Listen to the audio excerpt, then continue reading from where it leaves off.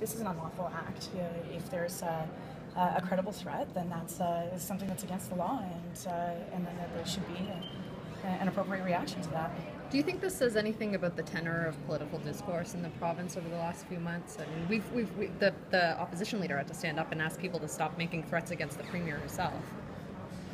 Well, there's certainly an aspect of, I think, overblown rhetoric has permeated political life, and so there might be some of that. But this is certainly not the first time that this has happened in our province's history, and so in my view, these things are unlawful and need to be treated as such. If you utter threats, you are breaking the law. How unsettling is it to you, as a person, as a mom, as a politician? Well, in public life, there are a number of challenges every time you walk out the door, and this is part of that. And certainly, you accept some of that when you do this job.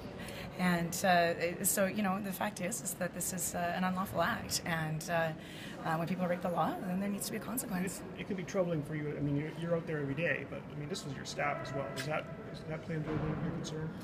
Well, we take a lot of phone calls in our office, and certainly we have seen some really disturbing kind of rhetoric coming off the phones in the constituency office and here as well. And so, that is, again, part of the job, but uttering threats is a very, very serious contravention and must be dealt with accordingly.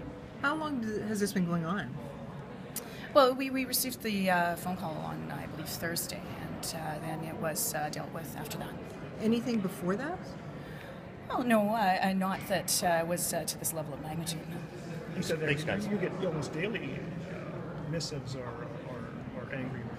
Is that still happening on Twitter? Well, I've actually distanced myself a lot from social media because of some of the level of rhetoric coming from all kinds of people, mostly men. And so, I think that's just a natural response to the level of overheated hyperbole that seems to have permeated political life. I'll have no part of it. And so that's been my response. And, I prefer to keep things in a very respectful tone. You said men, though. Is there an undercurrent of misogyny to all of this? I think we read the staff member's statement and we see a little bit of that.